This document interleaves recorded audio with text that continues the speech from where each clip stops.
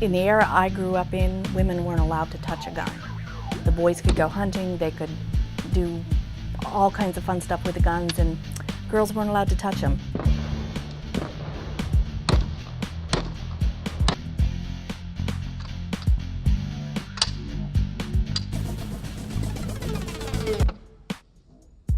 I love to go shooting. I love that I'm always competing against myself, not other people, but I'm really just trying to do better than my own personal best. It helps me to stay fit physically and mentally, and it's my happy place. It's just a fun thing to do. Okay, no reason to tear it down.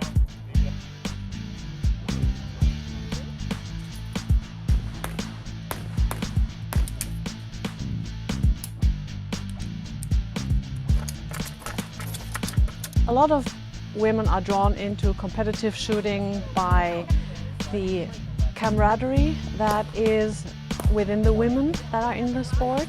It's a very supportive atmosphere, and it still is a lot of fun.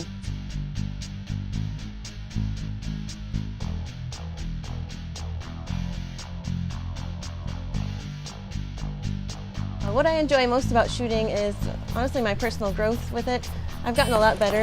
In the beginning, I wasn't too good. I was down towards the bottom of the score sheet, and I'm getting better. I'm still towards the bottom, but I kind of compete with myself. I really enjoy doing it. Shooting's one sport that doesn't really separate out physically males and females, but the women that I shoot with here, I would trust them with my life. You don't need your husband to be a shooter to come out here and shoot.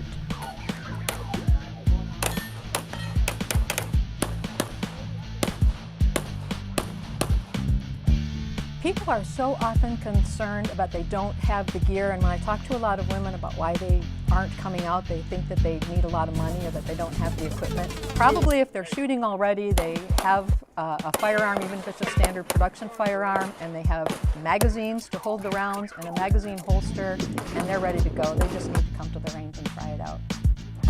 When I walk up the line, I feel just like 100 different emotions, but not so much nerves, but excitement.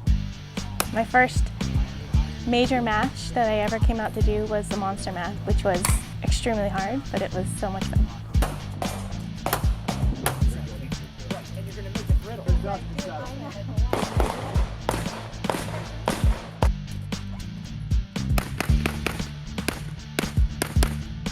The most important thing in this sport is accuracy. So you have to have a good level of accuracy, because when you add speed, your accuracy decreases. And if you have a poor accuracy to start with, you have nothing to trade in. That's what my goal is to move fast, hit the target, get A hits, just to improve my speed. I want to be a master like everybody else.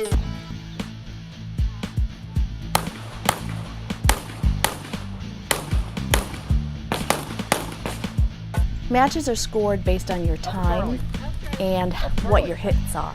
So in USPSA, there's A zones, B zones, C zones, and D zones.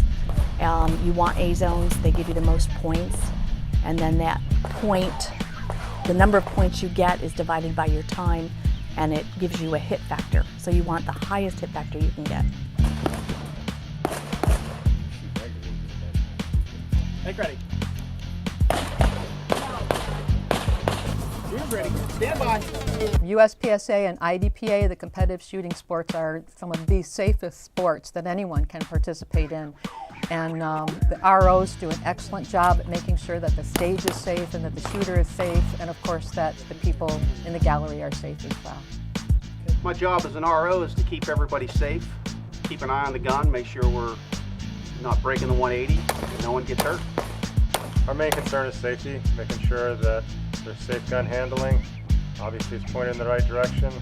We also help with any kind of malfunctions. There you go. So we do what we can to help them out.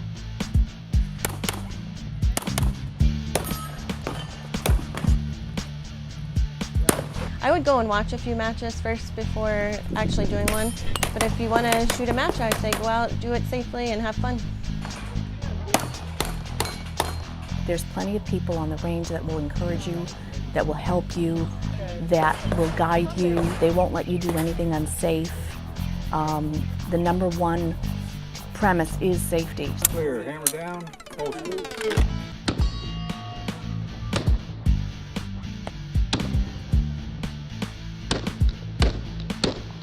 I wish more women would get involved in competitive shooting. I think they don't know what they're missing out on. It's so much fun, and it's such a great way to keep their skills fresh. If they're shooting or owning a gun for home defense or personal defense, there's no better way to keep your skills fresh and to always get in the practice, and practice is fun.